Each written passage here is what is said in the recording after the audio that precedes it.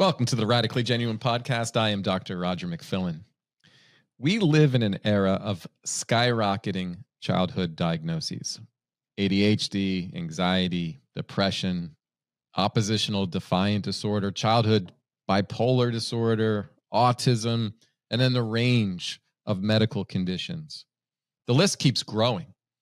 We medicate millions of children, often with multiple prescriptions, treating these labels as if they're fixed medical conditions rather than a series of symptoms. When a child acts out, hits, can't focus, we often end up blaming the parents. Trauma, neglect, bad parenting, genetics. We put families through behavioral therapy, psychological evaluations, and sometimes even threaten child protective services. But what if we're missing something fundamental? What if some of these behaviors aren't psychological or behavioral at all, but chemical reactions, biochemical reactions to everyday toxins that are hiding in plain sight?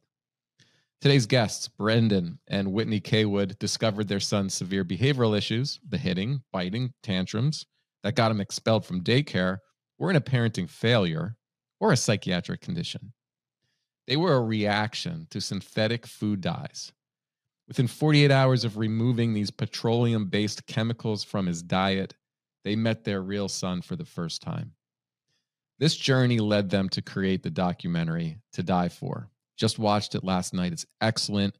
It reveals how these dyes affect millions of children and why they're still in our food supply, despite being linked to cancer, DNA damage. Their work has influenced legislation across multiple states and built a community of nearly 1 million parents who've discovered the same truth. Sometimes the problem isn't in our children's minds, it's on their plates. Brendan, Whitney, welcome to the Radically Genuine Podcast. Thank you for having us. That intro, holy cow, that was amazing. Thank you. It's an honor to have you here. I really do see this as, I'm a spiritual man, so I see this as guided by God, and the influence that you're having is absolutely amazing. But I want my audience to hear the story. So let's take us back to the moment. I guess it's when your son's in daycare, and he actually, he's asked to leave. I just want to get a sense of what that is like for the two of you as parents, what you're going through at that time. Yeah, so our son, he's always been very sweet, but between the ages of 1 and 3, he really struggled with impulse control, the biting, the hitting, grabbing toys, just like not being able to cope with no and all the impulses that go along with that. And so, a lot of that can be normal. We consulted doctors, but it really started ramping up about the age 3 because it was really becoming such an issue that they had a teacher at his mother's morning out. And this is just a half-day daycare, a couple of days a week, just a few hours a week, really. And during that time, they had to assign a teacher to just him to keep him from hurting other children. So she would just run around and kind of grab him before he tackled a kid or bit a kid. And, I'm a former teacher and I'm a planner and I read all the books. I did all the things. And so it was so traumatizing to me to have a child that was struggling so much and to have a child that didn't have friends. Obviously, the children didn't want to play with him. The teachers dreaded him. And ultimately, yes, we were asked to leave that school. And right around that same time, we decided to do an elimination diet because up until this point, nothing worked. I mean, we had done, to your point, behavior therapy and we had consulted doctors. And really the only thing left was to go to a children's hospital and find a diagnosis and start even further therapy. And we didn't feel comfortable with that. And that was in part to his behavior most of the time was what I described, the fits and the hitting and the biting. But we would occasionally have these days where he was such an easygoing child. And it was like Dr. Jekyll and Mr. Hyde. And I didn't believe that, these diagnoses could necessarily be turned off to that degree. It was such a dramatic shift. And so we decided to look into diet. And I eliminated wheat, dairy, and synthetic dyes.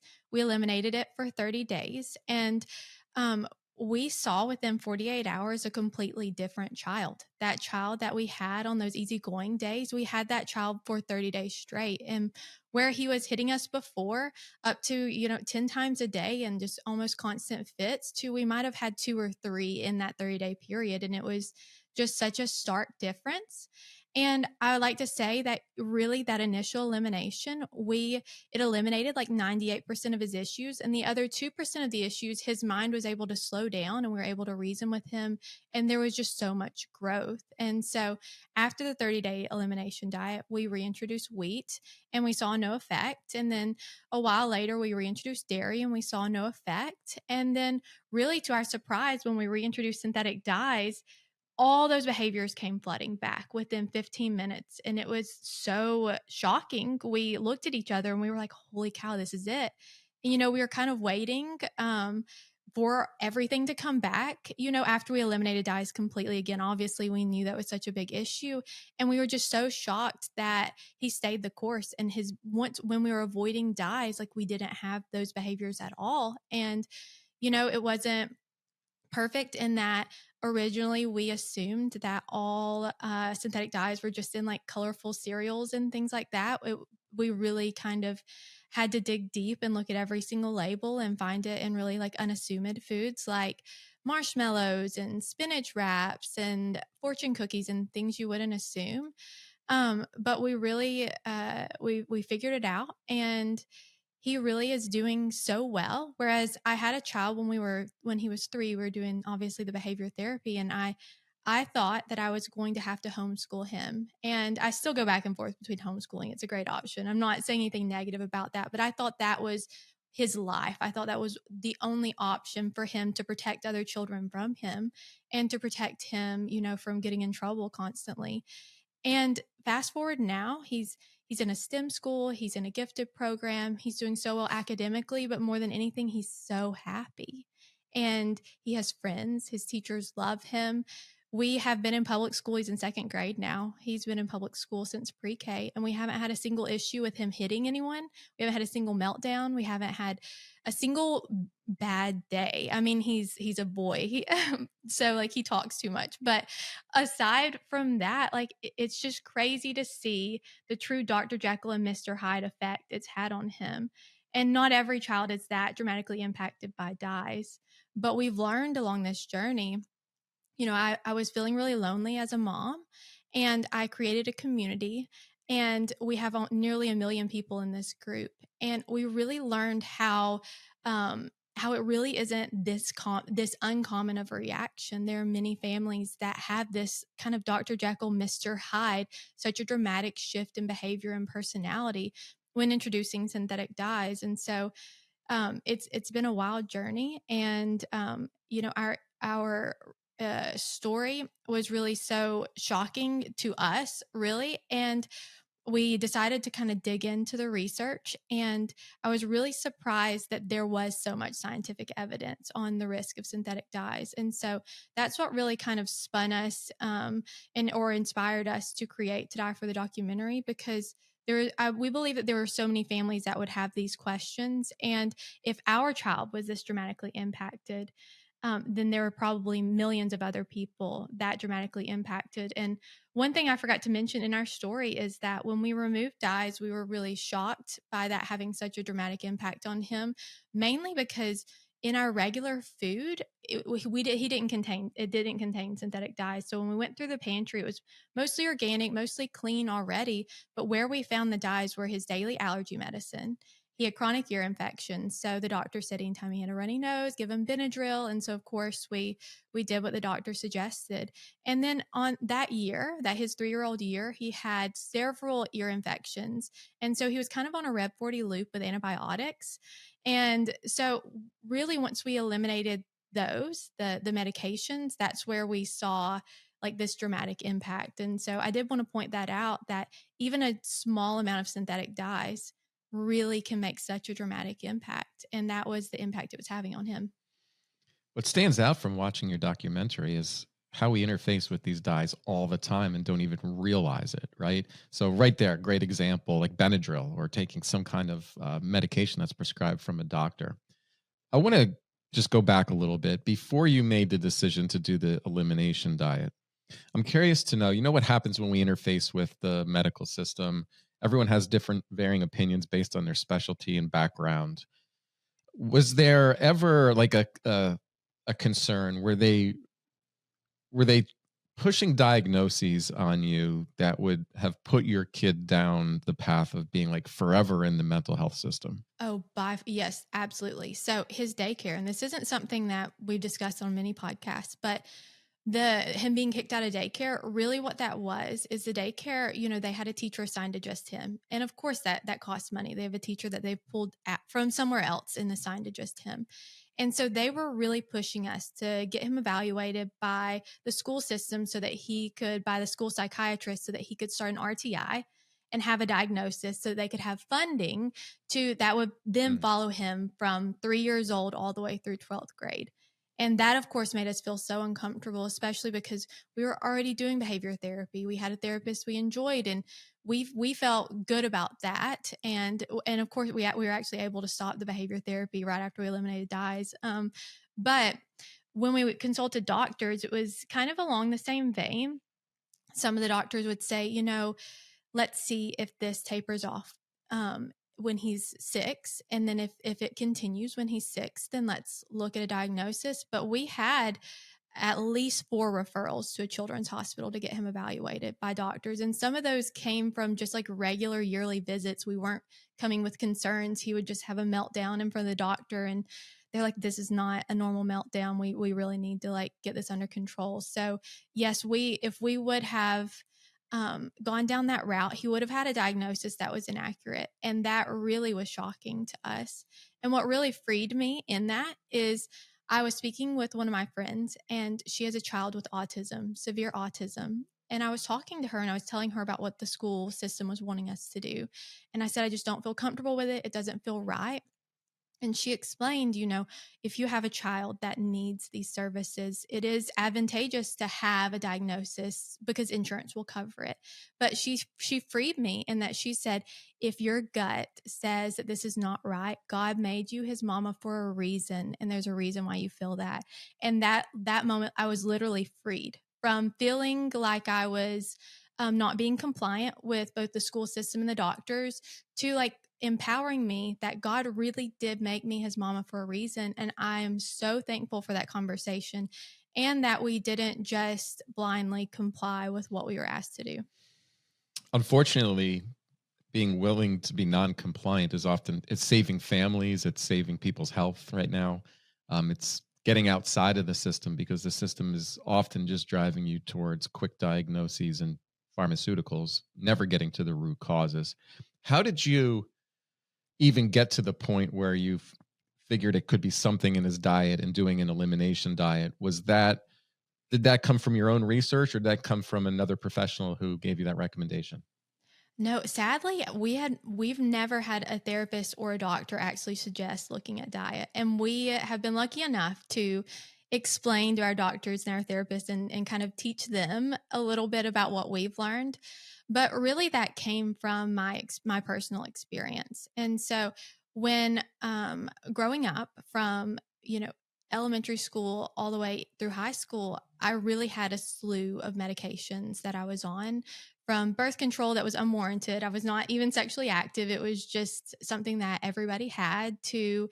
I was occasionally taking an antidepressant, and I was tachycardic, and I had so many medications to fix these little things going on. And ultimately I had underlying like autoimmune issues in every organ system that I had. And so it was wild to me, as I grew up and as I was getting more exposure to different ways of living. I started eating cleaner.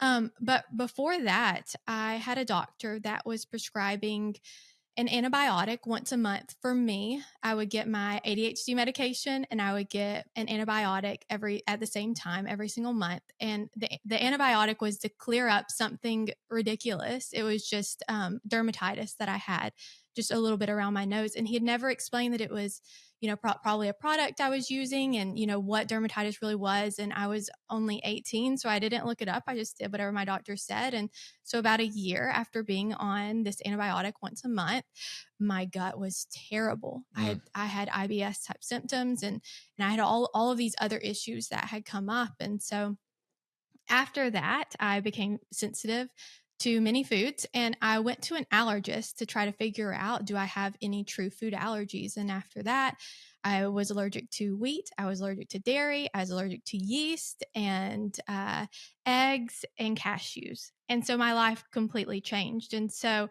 that kind of forced me to eat very, very, very, very clean. And after that, all of my autoimmune symptoms went away after I started eating, this super clean diet and changing my lifestyle. Every single autoimmune symptom I had, from joint pain and RA, all the way down to my tachycardia, and I'm talking my resting heart rate was 140 to 170. It was out like off the charts. And so for me, I knew diet was powerful. And I'm not saying that everyone can cure everything wrong in their life by changing their diet, but for me, that's what really changed my life. And so we knew the power of that. And so that's really why we wanted to look at diet for our child and to see if that was impacting him. Well, and also, even on top of her changing her diet, once we started trying to get pregnant, she came off the birth control and she came off the ADHD medication and the tachycardia medication. So, like, getting all those medications out of her system, and then actually having a pregnancy and having a baby did something to her body too. It kind of reset a bunch of things. Her heart rate is normal now, and so Mm-hmm. it was kind of a clear understanding of the things that we're putting in our body, the things that we're ingesting,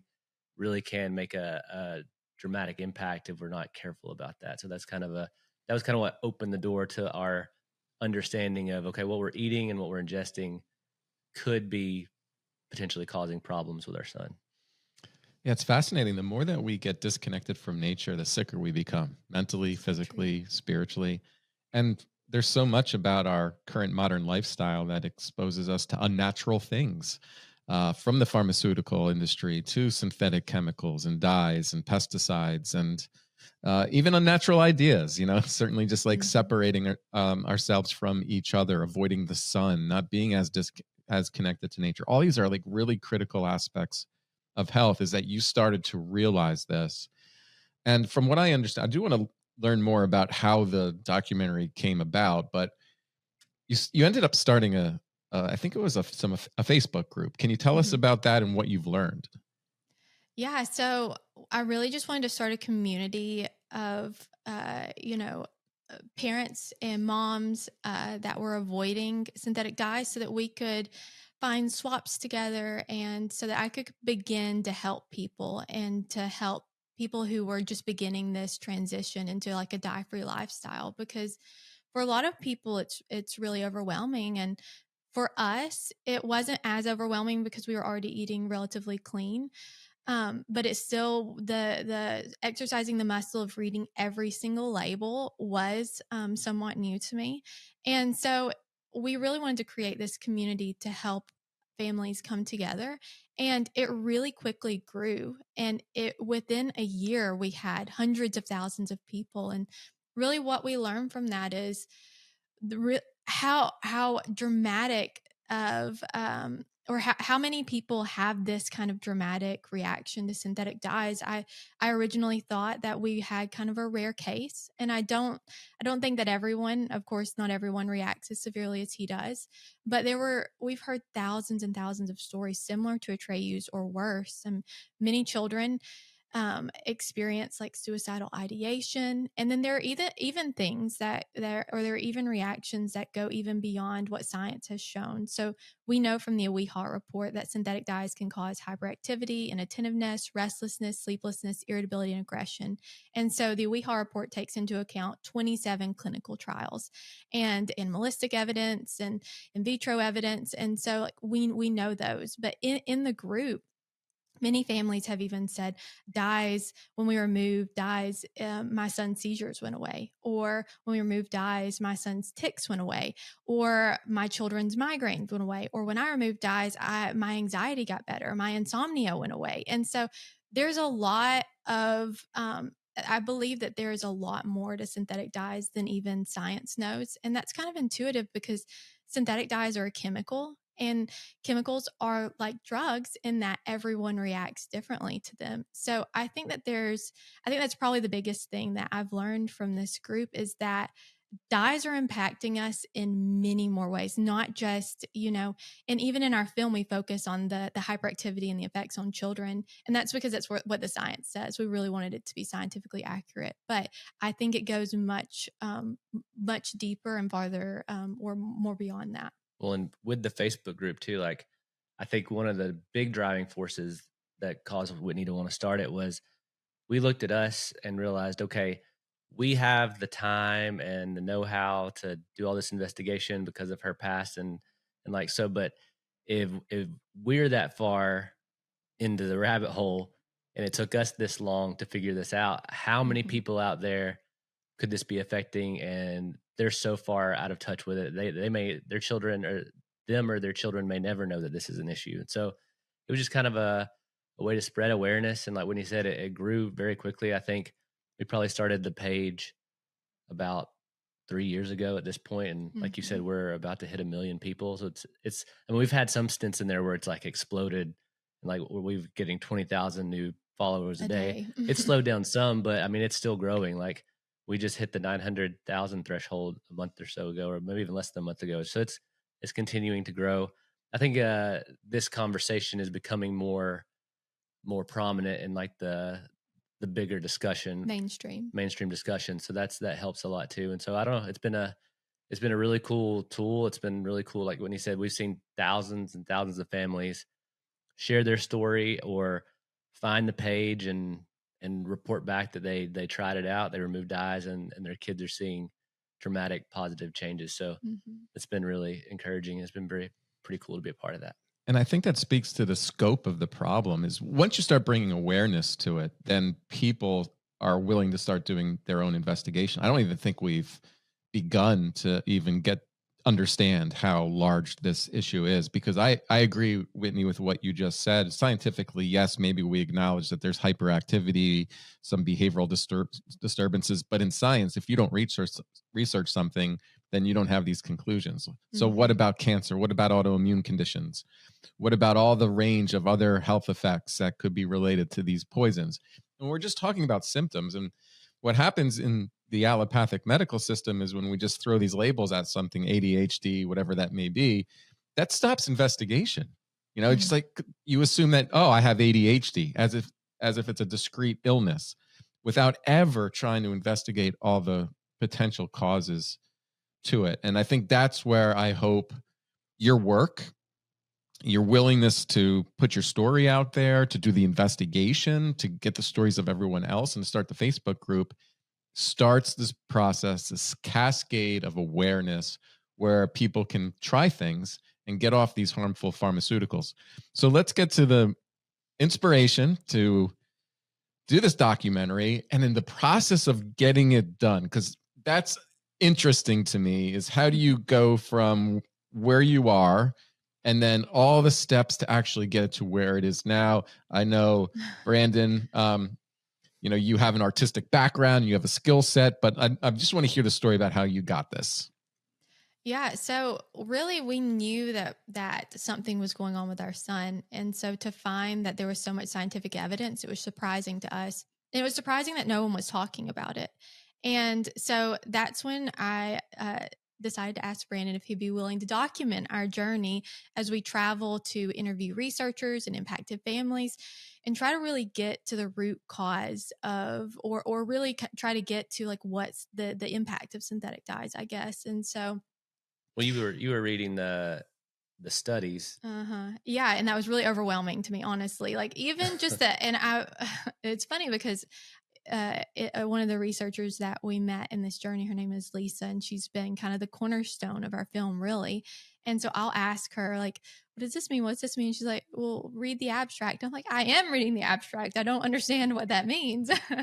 And so we knew that this information really needed to be broken down into bits that people can understand. And I think that science is disconnected in that you do research and then you publish it. And it's in this jargon that is confusing, and the general public doesn't usually see it. And it's not very often that you turn on Good Morning America and they're talking about new research. And so I feel like there's a disconnect between science and research and the public. And we really wanted to create something easy to consume so that families, everyday families, can figure out or can learn about synthetic dyes in an easy to absorb way. And so Brandon has a background in video, so his day job and the job that he's continued to do through this process is he's a commercial photographer and videographer. So he obviously has a lot of skill sets.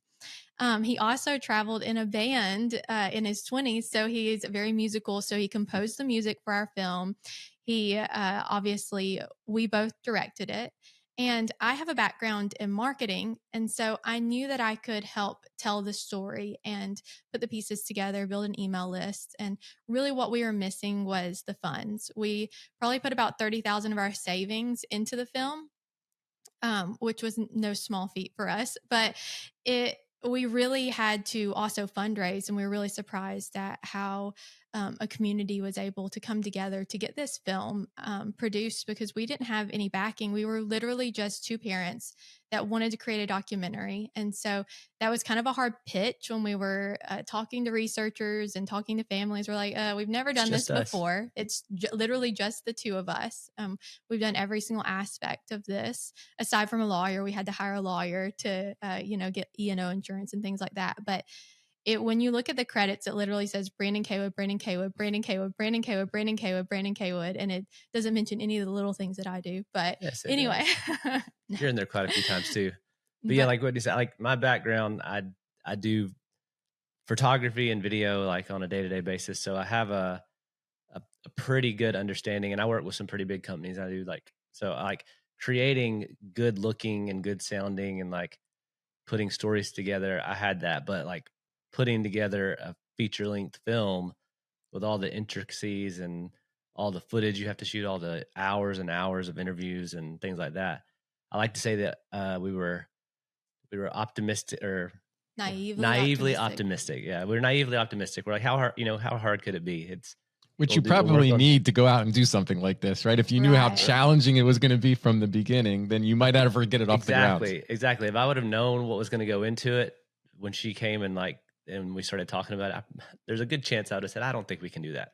But because we thought we would take a couple months, maybe half a year to shoot everything, a couple more months to edit it. We thought that we would probably just stay local, in our tri-state area, try to find some researchers and families. And that just wasn't God's plan. And doors just continued to open. We would connect with one person and they would know somebody else. And then we would reach out to them. And that would give us credibility with this researcher and things like that. So making the film obviously was hard. Putting together a hour and 20-minute film over the course of 2 years and all that I'm not going to say that's easy, but the way the pieces fell into place, that was easy. And I don't know that we could ever do anything that would replicate that. Obviously, if it's God's plan for us to do so, maybe, but just like the way it all came together and the way our social media grew, like out of nowhere, we had a day where we had worked really, really hard to get our Facebook page up to like 10, 11, 12,000 people, which is pretty good on its own, especially for a indie film. And we posted a post. It was just a picture of our key art, which is our movie poster, and we actually shot that at the very, very beginning. And a picture of the two of us. Whitney just kind of posted about our story and what we were doing.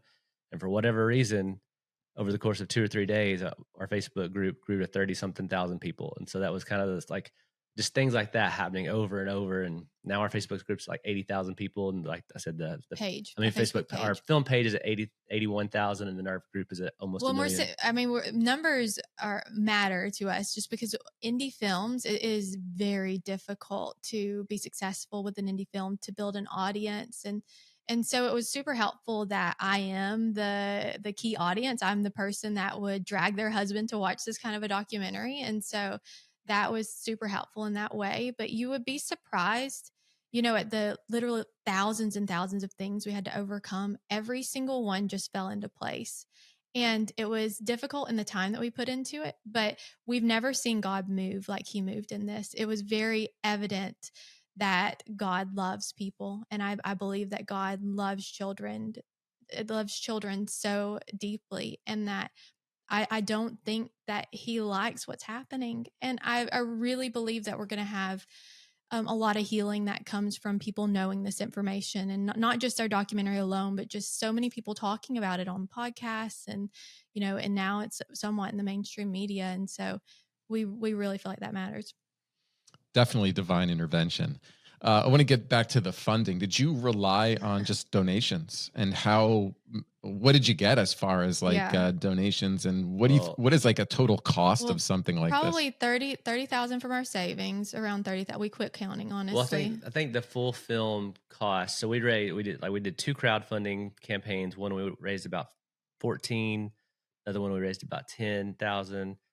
We got a really good grant, like a really kind grant, local grant, that really helped us out a lot. And then we put money in. I think we probably spent 50 or 60,000 on the film, which is like in the big scheme of films and documentaries like this, it's very, very low. So like we just crunched some numbers if we wouldn't have done everything, and like literally everything.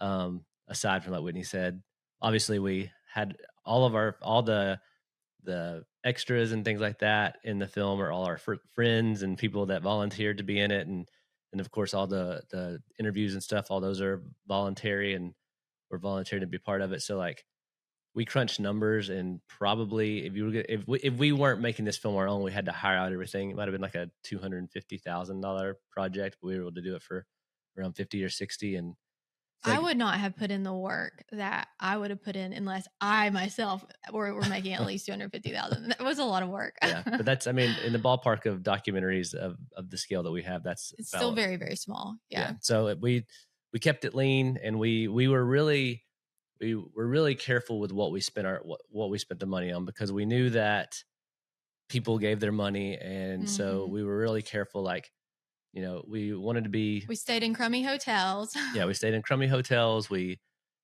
tried to find the cheapest flights, the cheapest rooms, and things like that, because one, we didn't know how much we were going to need, so we were trying to make it to stretch it as far as we can. But and then it would have been great to hire somebody to compose the film, or to create graphics. Brandon create the graphics. Yeah, it would have been great. It would have been awesome. It would have made things go faster, and like throughout the whole process. And we kind of kept having this feeling like, okay, we're taking too long. It's taking too long.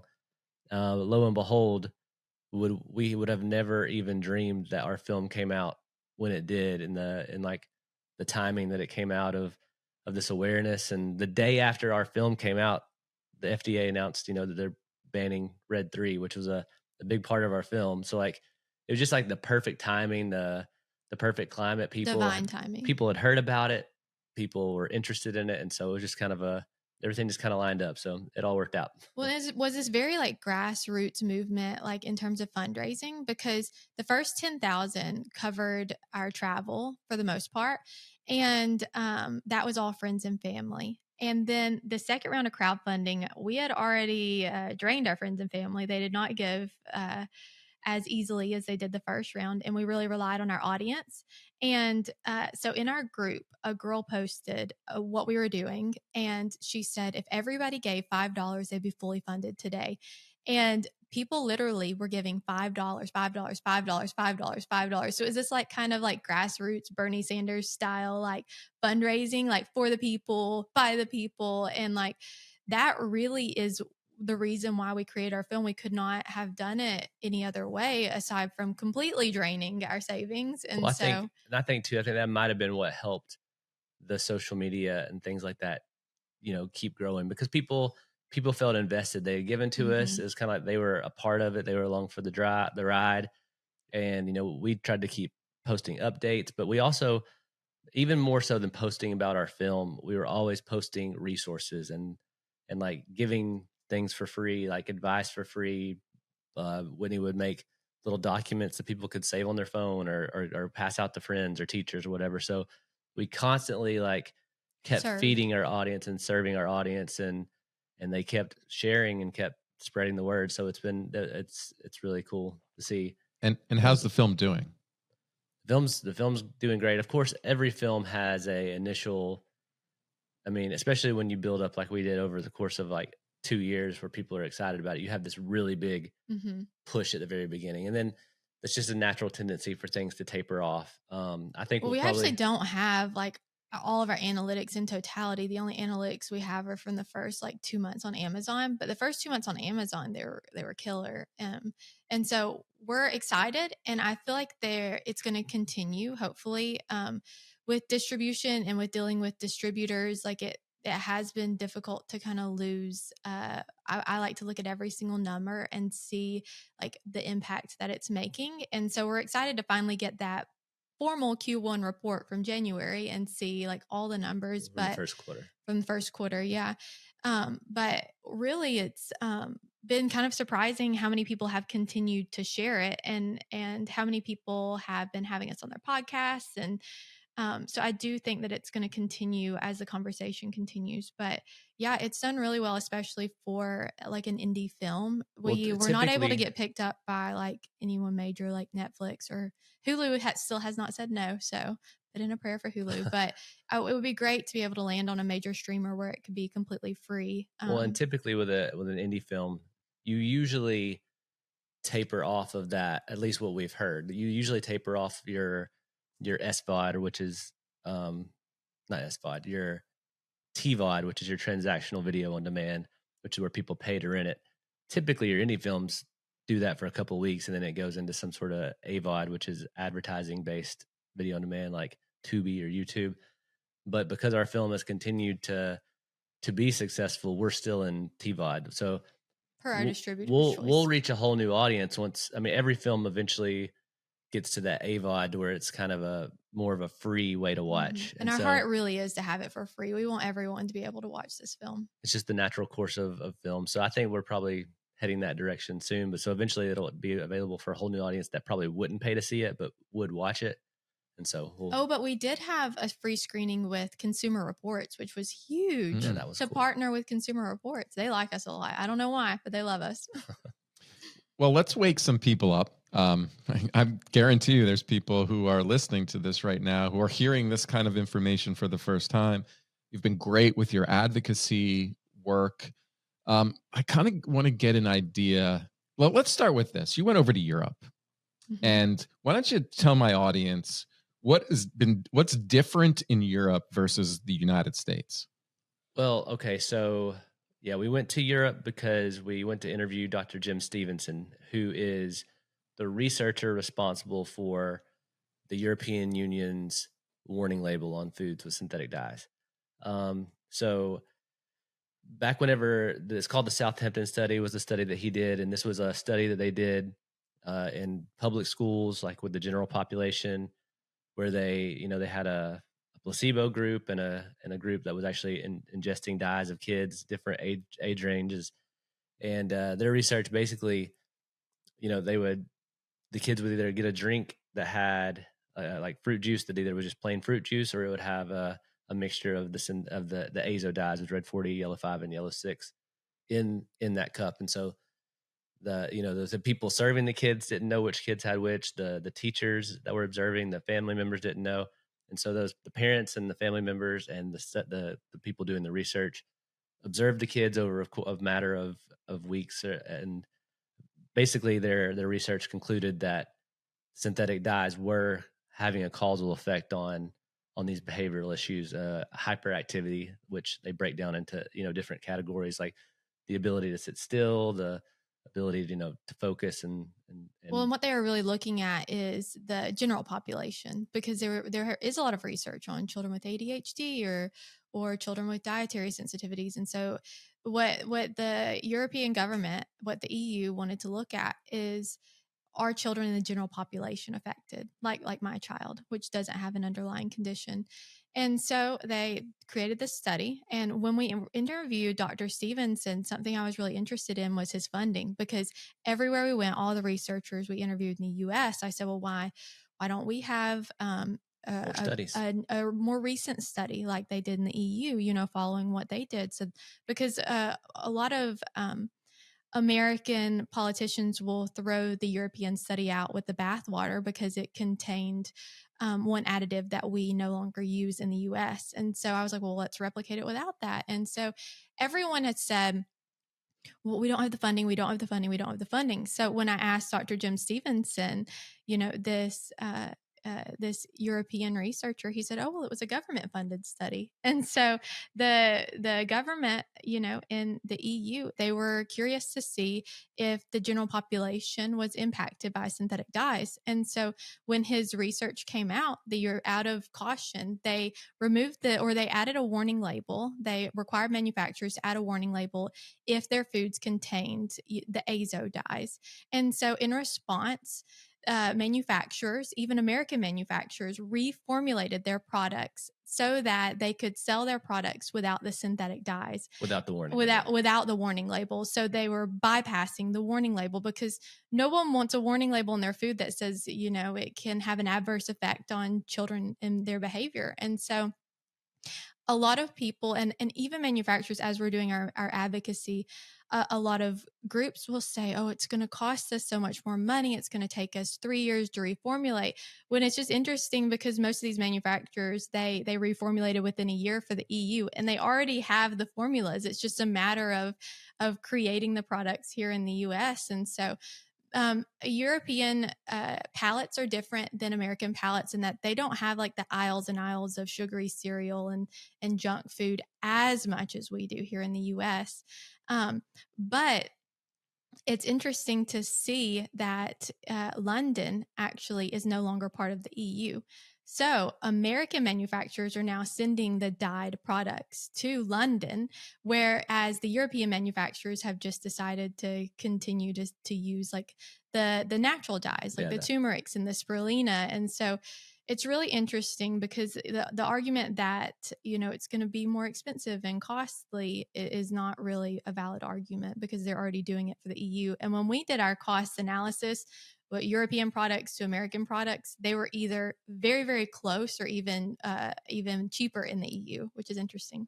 And we thought when we went to London, part of our, while we're in London, we'll be able to get all these American products that are dye-free that we can use in the film to show. Like Whitney said, when we got there, it was a little disappointing and a little disheartening to know that at one point, these manufacturers were sending products with the natural dyes formulations to London, but because they no longer have that requirement, I guess it's cheaper and easier to make them with dye. So like she said, most of the American products that we tried to find that were dye free did in fact have the dyes in it in London because they're not part of the EU. But if you were to go to another part of the EU, like your M&Ms and your Skittles and your Doritos and things like that, they all have natural colorings instead of synthetic dyes. Well, I'm curious to know if you think about this the way I think about it. And I got angry, kind of watching this. I'm sure a lot of people do who are going to watch this film and those who will watch it, because what you see is that we have this good scientific data regarding harm. The companies know it. You kind of debunk the fact that it increases costs by going natural. During the film, there's taste tests. People can't really tell the difference, right? Or it's difficult, or the natural product is actually tastes better. So it makes me believe we're under attack. Like we're being poisoned purposefully. Is that your conclusion? Well, I mean, possibly. Another possible scenario is that, synthetic dyes make our food look brightly colored. And so I think as a marketer, it's easy to sell, especially to these children. Children love brightly colored foods. And so many of the synthetic dyes on our shelves are in children's products. So I think they know their audience. I think children like brightly colored foods. And realistically, whenever we spoke with manufacturers that avoid synthetic dyes, it is very difficult to get a cohesive, like if you have a strawberry protein shake, you use real strawberries. Every batch of strawberries is going to look slightly different. And so we as Americans, we're used to our products looking exactly the same and cohesive and perfect and beautiful. And like we've forgotten what real food looks like. And so, oftentimes manufacturers will choose an artificial flavor, like a cherry or a strawberry artificial flavor, which is colorless. And they've created this protein. And then they decide to use the synthetic dye to make it look like a strawberry instead of actually using strawberries. And so I think we've gotten into this habit of using fake things like flavorings instead of actually like real food.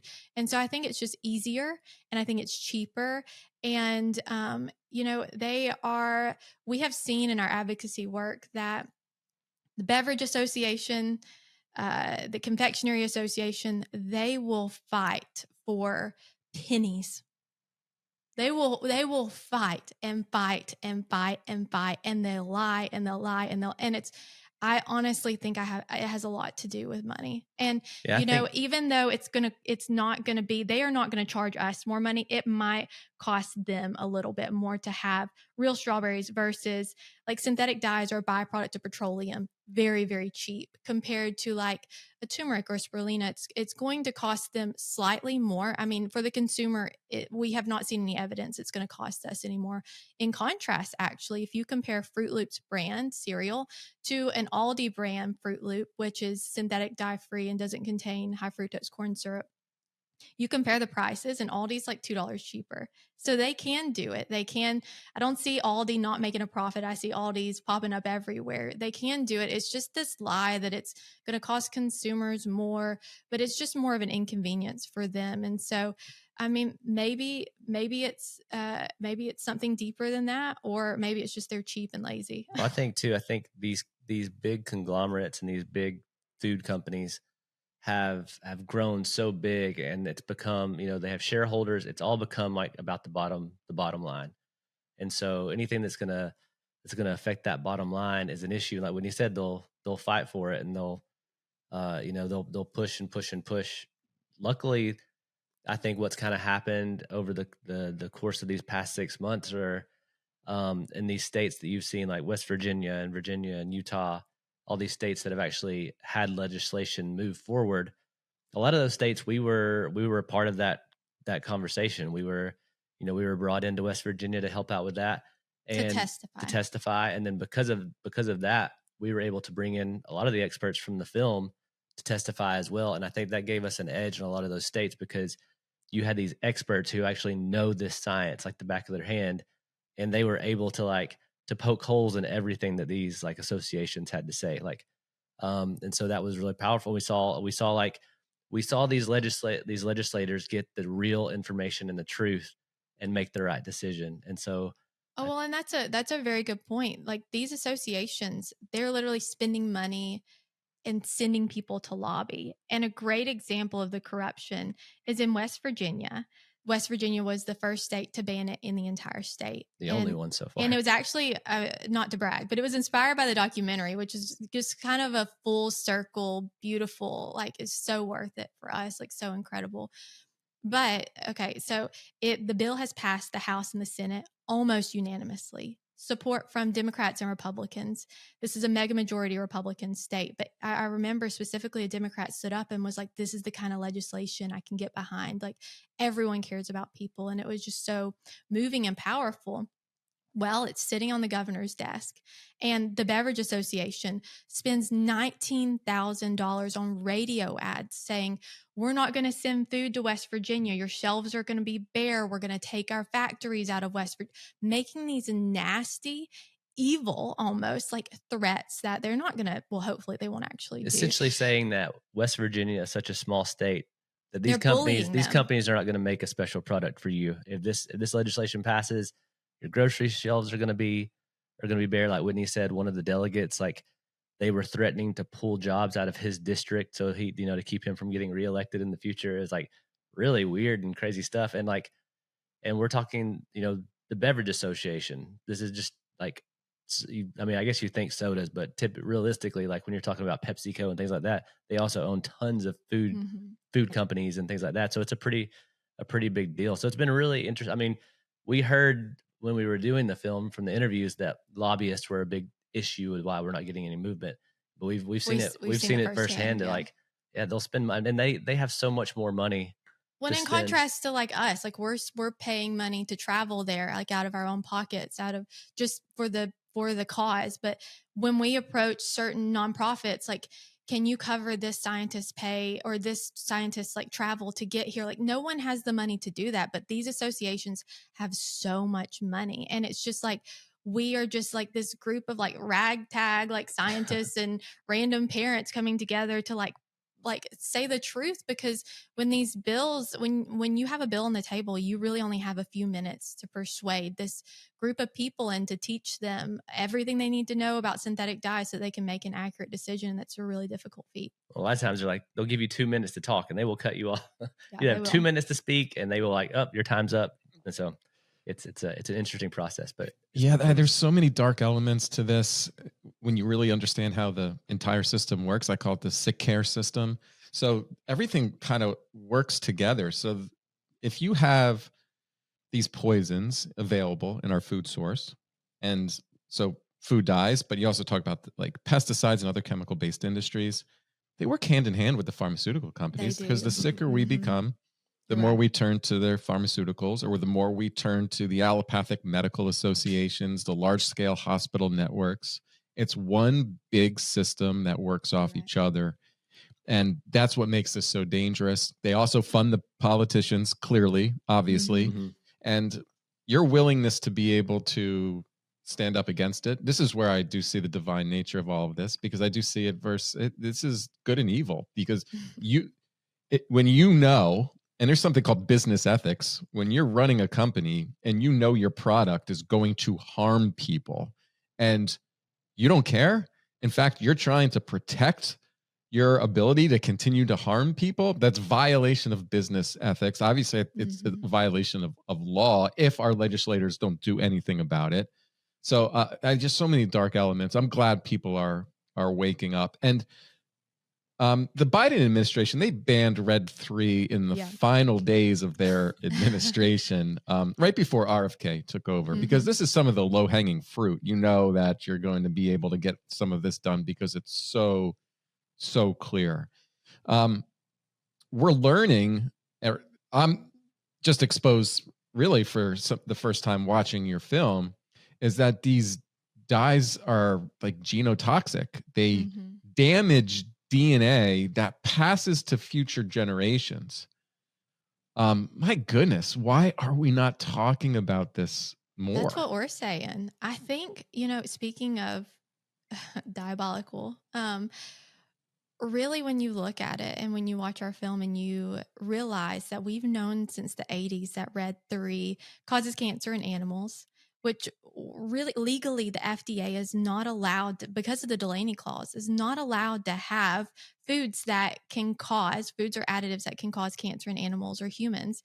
And so when we know that it's been left in our food for that long, and especially when we know that in 1990, which was the year before I was born, to put it in perspective, 35 years ago, they banned Red 3 in cosmetics and externally applied drugs. And they said, we're going to look at it in food. We're going to get around to it. We're going to, address it in food. And it's been decades. Yeah. And for decades, it's been in things like Pediasure, which our children have always been small. So I can relate to this. They're little. I'm a little person. I'm a little human. And so I have little babies. And, we were always encouraged to do things like Pediasure. Luckily, I opted out of doing that and gave them something much more natural with real foods. But for years and years and decades, things like Pediasure has had Red 3 and medications have Red 3. And we know, the argument is, oh, well, it's just a small amount, or it's in animals, or no, this is not okay. Like it's terrible. And the corruption. And whenever you actually go to the FDA's website, you can find the study where the FDA themselves concluded that Red 3 causes cancer in animals, but yet they've allowed it in our food. And organizations like CSPI for decades have been begging the FDA to address this, not only address Red 3, but all dyes. And they will literally unlawfully not respond to like their petitions. And so it gets really deep and dark. I think Red 3 is like a great example because, a lot of the pushback, even from the lobbyists, is the FDA says these dyes are safe. They've said they're safe for years and years.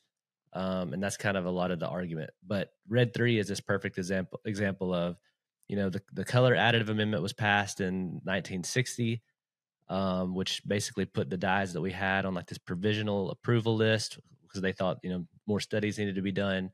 But they had this petition process where companies could petition for permanent approval.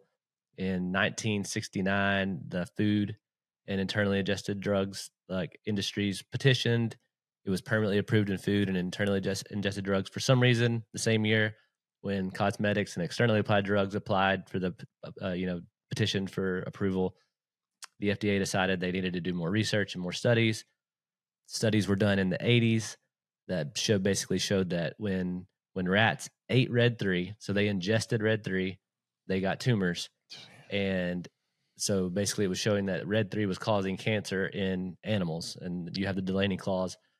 And a lot of the argument, or a lot of like the people that have been saying, Red 3 isn't that big of a deal in our food because the mechanism that it causes cancer in rats is not the same in humans.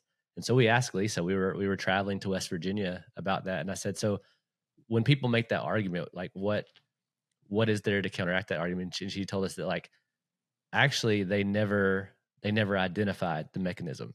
So when those studies came out in the 80s, they essentially kept giving those industries extensions to prove the mechanisms of why that was causing cancer in rats first, and if it would, be the same in humans or not. They were never able to identify that. So from like 1983 to 1990, they were given extension after extension to do the research why so much leniency? Like, but that's why why not act out of caution? That's why in 1990 they weren't able to identify that mechanism. That's when they banned it in cosmetics. And it was just like, because it was already approved in food, it was like this bureaucratic process. And it just kind of, unless there's a fire to put out, the FDA is they're not going to worry about it. So it was able to be swept under the rug for 35 years until last year when like it really, people started making a lot of noise about it. And at that point, you have the Delaney clause. It's a clear violation of the Delaney clause. Like you said, it's a low-hanging fruit. Get that into the last days, because RFK is coming in. So but that's, like I said, that's the perfect demonstration of you can't say something is safe just because these 3-letter agencies say that they're safe. Oh God, no. Right. This battle I'm still waging with FDA and psychiatric drugs, right? They have never been determined to be safe, and certainly real questionable efficacy. And then I'm thinking about what we're doing to children, hospitals, schools. Like they literally have these vending machines with these soft drinks and with candy that have these dyes in it. Like kids are actually targeted. This is such a predatory business. And then what happens? They go into schools, they have to sit still. They're under this artificial lighting. They're not allowed to move. And then we label them ADHD or anxiety disorders or whatever it may be. And then we go right into the medical system. Then we drug them. The drugs have themselves the side effects, which allows for a new diagnosis and a new drug. It's just one horrific cycle that just feeds off of itself. I know you have to get your kids at some point, and so I don't want to keep you on too long, but with all your information that you've been able to arm yourself with through all this research, I'm just interested, like if you had to give some advice right now to parents who have young kids who are having behavioral issues, and maybe they're just not fully aware of how what we eat or what we're exposed to can affect those behaviors.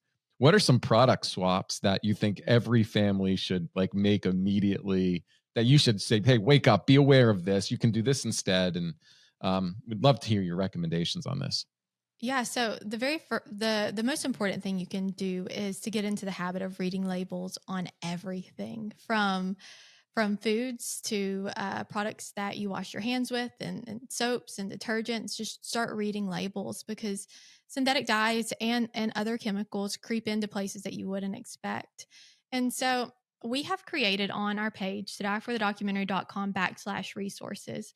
I've created tons of resources for families that are getting started. So if you are looking at synthetic dyes, I have a blog that will walk you through, the steps you can take to go through your pantry, go through your kitchen cabinets, your toothpaste and your soaps and things like that, and then products that you can swap with that. I would say if you have it in the budget, and if you have an Aldi or a Trader Joe's, those can be really cost-effective ways to purchase products on a budget. But if you can buy products that are organic, you're bypassing a lot of issues. And by nature, synthetic dyes cannot be in something organic, because synthetic dyes are a man-made chemical, a byproduct of petroleum. So it cannot be, organically found in nature. So switching to organic foods, that's a really great option, especially for like processed foods and snacks.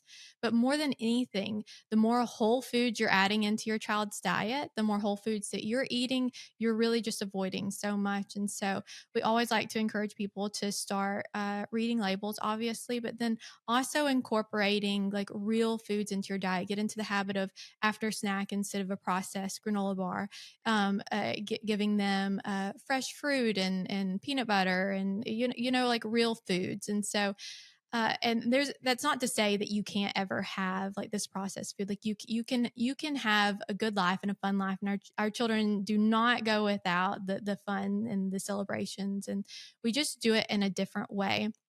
And if your child is in public school, I would say the best advice I can give you is to create a swap box for parties, because every single child in your child's classroom is going to want to have a party. That's what we've decided, in a birthday party. And so you're going to need the Cheeto swaps. You're going to need frozen cupcakes in the freezer so that the teacher can pull them out whenever, they have a party, or a frozen dessert. And like the candy swaps and things like that. But really what I would love is to, one, stop eating so much candy, but really to just start looking at foods as foods that are going to fuel us. I think is so important. It would eliminate a lot of the issues that we have in society. But I do want to point out also, and you were talking about school systems, and I haven't touched on this, and I would really like to, is that really synthetic dyes, and the OEHA report even pointed this out and found this to be true, that there are certain populations that are more impacted than others. And so whenever you go into a low-income area, they're going to have less opportunity to have the Trader Joe's, the Whole Foods, and they're going to have less resources to purchase swaps like this. So really, a lot of people like to make the argument that the synthetic dye thing is like an elitist thing, but really this is more of a human rights thing than anything, because we created To Die for the documentary not because we wanted our son to live in this dye-free world. Like, our kid lives a really good life. Like, we provide for him. He has everything that he needs. He enjoys his life. He loves what he eats.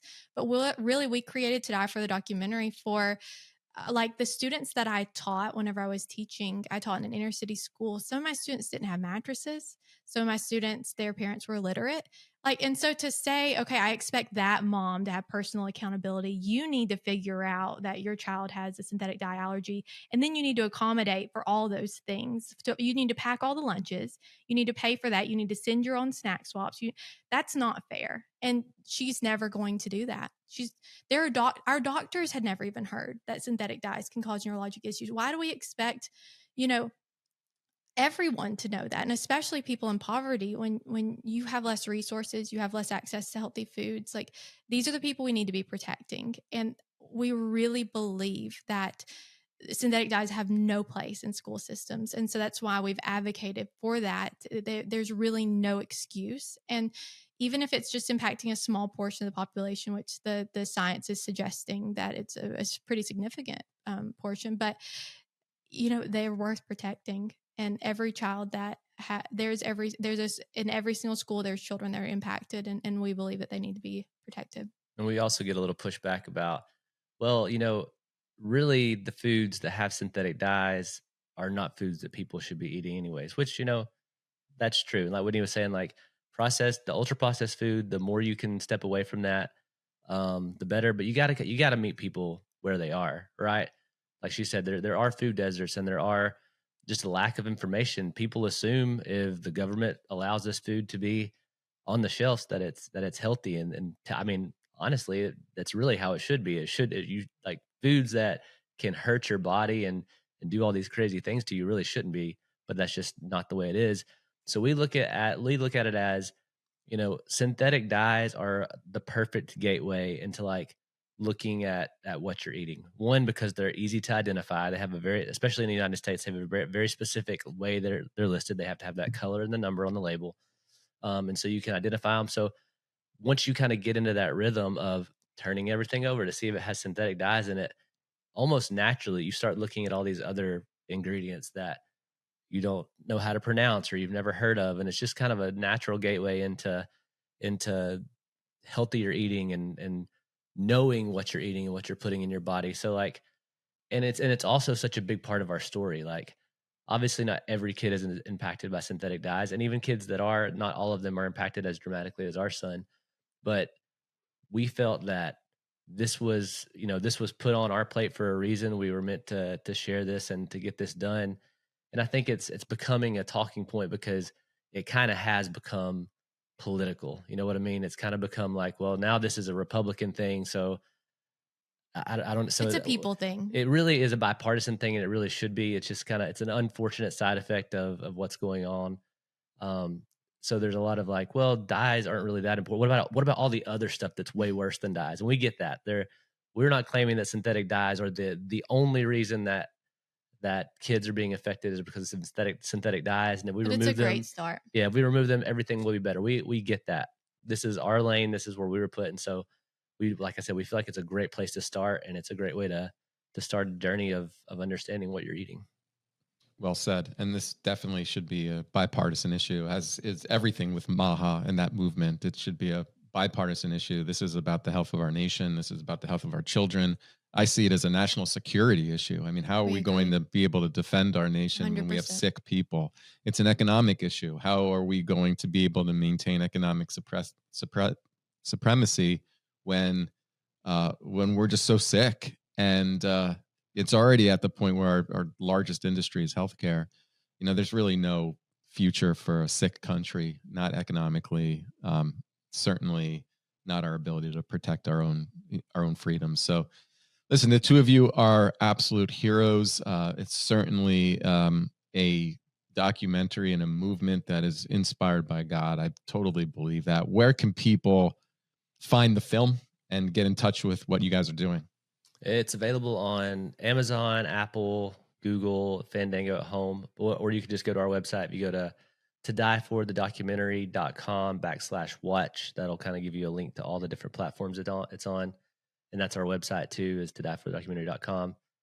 We also just released a children's book, which is pretty cool. We wrote like a little children's detective book where it teaches kids how to read labels and find dyes on products, and kind of explains to them the difference in natural color and stuff like that. And it's called Case of the Color Fakes. Case of the Color Fakes. Yep. Love it. So that's, if you go to our website, it'll pop up for that. So yeah, todieforthedocumentary.com, and you can find us on socials just under To Die For The Documentary.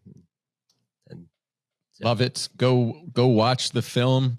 I'm a clinical psychologist, and I learned a ton just by the 90 minutes, of dedicating last night to watching the film. So, medical professionals out there, psychologists, mental health professionals, this is critical knowledge, and it's kept out of our textbooks.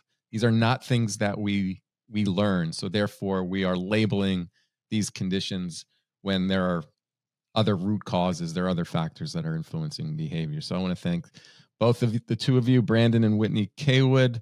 I want to just thank you so much. And I'm incredibly grateful for a radically genuine conversation. Thank you for having us. Thank you.